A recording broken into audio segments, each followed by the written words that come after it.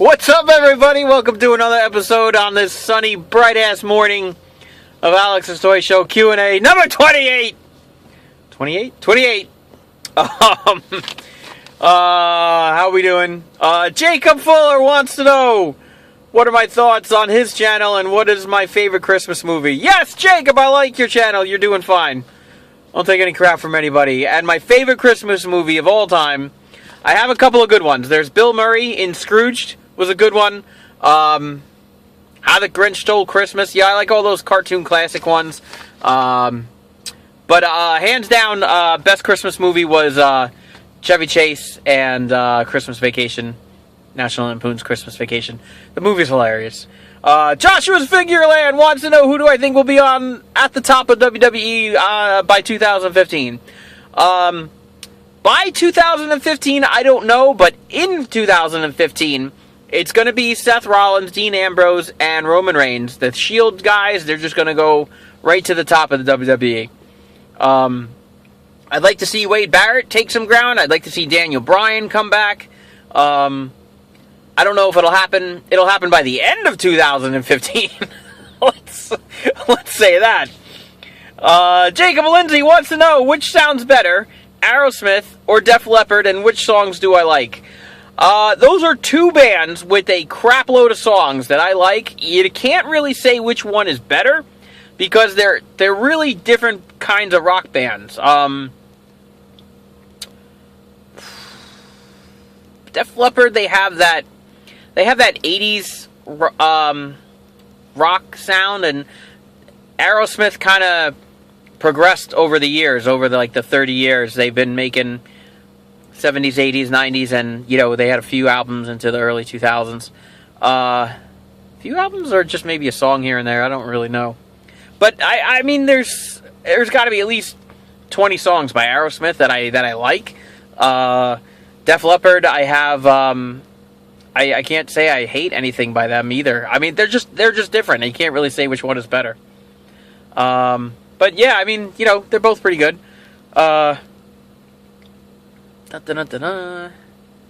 Justin wants to know, what's my favorite gift to receive on Christmas? No lie. Story time, folks. Pull up a chair, gather around in a circle, open your ears. Okay, this is going back, let's see. This is back to 2000, 2001. Working in the music store.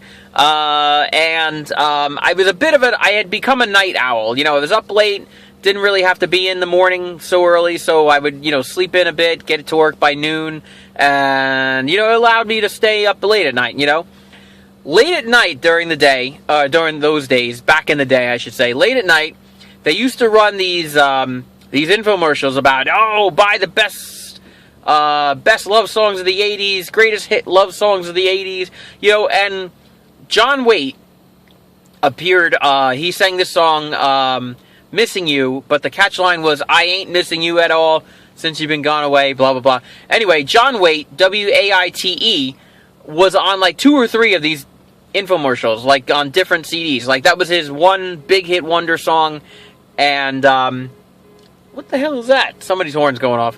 And, he was, on a couple of CDs. Anyway, so, this girl, I'm running the register, and I'm ringing up this girl, and she's buying Journey's greatest hits, John Waite's greatest hits, and I want to say something by, Leonard Skinner? Probably their greatest hits. So, I said to her, and she was kind of cute. So I said to her, being the charming guy that I am, I said, this John Waite guy is all over late night TV. And she's like, what do you mean? And I said, well, he's all over these infomercials CDs where the best songs of the 80s. And he's on 2 or 3 different ones.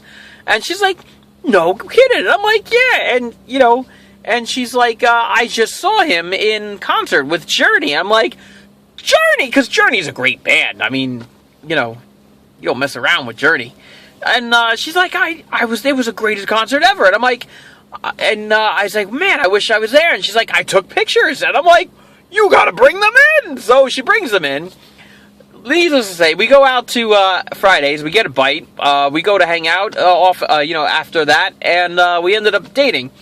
While we dated, she proceeded to tell me that she used to stalk me at the music store for 2 years.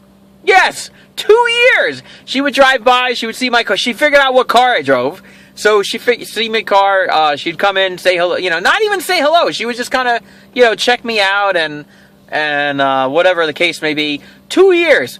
So I said to her, I said, what if I never said anything about John Waite that day you bought him at the register when I first said hello, in the beginning, basically, for me, with her. I said, what if I never said anything about that John Waite CD? I said, would you have stalked me another year or two? And she's like, probably. And I'm like, whoa! So right away, the crazy bells are going off. Needless to say, we only dated for 7 months, and at that point, when she revealed that to me, I think that was sometime during the 5th month, 6th month. It was definitely towards the end of the relationship. Years later, we get back in touch through the interweb, and we broke up for something else. I don't remember what it was, and we it ended on fairly good terms, but then she got all pissy about it and started leaving me like drunk voicemails, like "fuck you, you're a fucking asshole," and she was drunk at the bar with the new guy she met, because things were good for a couple of weeks afterwards until she met this other guy, and then she left me drunk messages, angry drunk messages. So anyway, we get back in touch through the interweb, and she's like, "Oh, I'm so sorry for the way I acted. I was very immature, and please accept." I'm like, "Bro, we're adults." I said, what mattered between us, 20 years ago or whatever it was? I'm past it. And she's like, "Oh no, you gotta accept." I'm like, okay. So then, let's see. That was the spring. So say that was May. So we're interwebbing, talking on the interweb. I call it the interweb on purpose.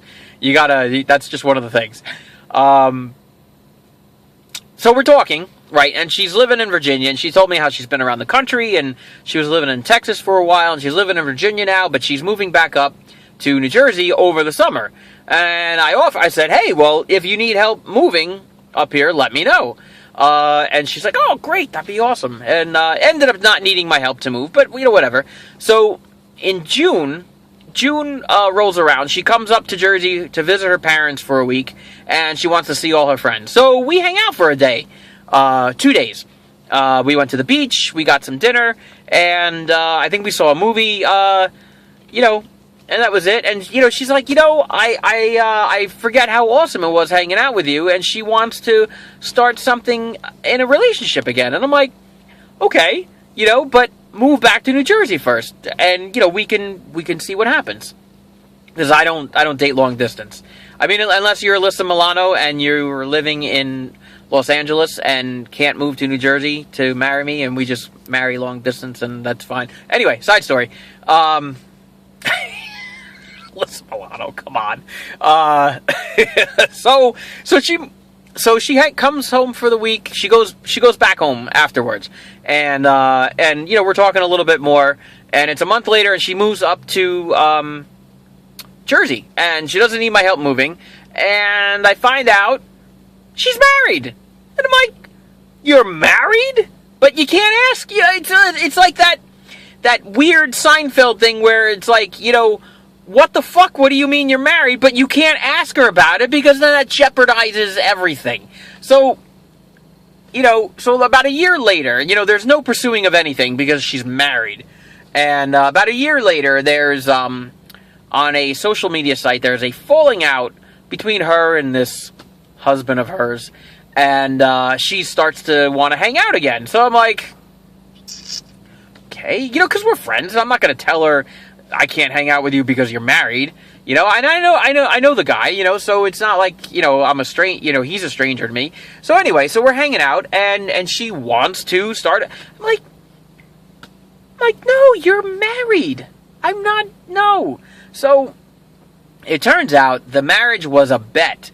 The kid bet his father that he could get married and win some kind of money by a certain time of date. So he says to her, let's get married and win the money, and they split the money, and they get married, and but I'm like, fucking whatever. So, needless to say, I told her I wasn't interested in dating. I was not, interested to date. And she was married. And I don't speak to her anymore. There was a social media thread, and we were laughing back and forth between mutual friends, and not laughing, in person, but leaving messages, posts on the message. There was like a status update, and some messages were posted, and there was some funny business. And then she says something about the relationship where it could have been, but I dropped the ball. And I'm like, I dropped it. You were married. So I'm thinking, and then the very next post, before I can even reply, she says, and now you're just someone that I used to know, like the song. And I'm like, I'm glad I said no. And that, folks, that is why you can't just mess with chicks. You gotta just... Oh, fucking chicks. People wonder why I can't trust anybody. Anyway, my favorite gift to receive on Christmas, Justin, was this same girl. When we dated through Christmas in the 7 months. She bought me like 100 or so Andy Van Slyke cards, and she went out of her way to find these Andy Van Slyke cards. And of course, at the time, I have every card, so I just welcome duplicates. And I'm like, oh, these are... It was really like the greatest thing anybody actually got for me, Christmas-wise. A lot of other cool things I ended up, years later, I bought for myself. But I think that, that really kind of grabbed the heart a little. Because, as a kid, you get everything you want. Like, when I was little, we got the Star Wars Death Star playset, and I'm like, whatever. I don't even remember what I got over the years. Like, after, I think Super Nintendo was a Christmas present. Regular Nintendo was a Christmas present. I think that was it. I bought myself a GameCube when GameCubes had gone out, and they were waiting for the Wii to come around. And you could, you get GameCube games for under $5. I bought myself the GameCube extra controller, the Game Boy player adapter, which plugs underneath the the GameCube, so you can play your Game Boy Advance games on the GameCube on your TV. It's a pretty fucking genius idea. So I have say I have 20 or 30 oh my god, I said I have 20 or 30 GameCube games and Game Boy Advance games that I haven't even opened because I didn't even play this fucking thing that I bought myself for Christmas. But to answer your question, Justin, and to end story time, it was these Andy Van Slyke cards bought for me at Christmas time by my stalker of many years. And that, folks, is how the cookie crumbles. Like this video, leave me a comment, get me verified, and subscribe for more.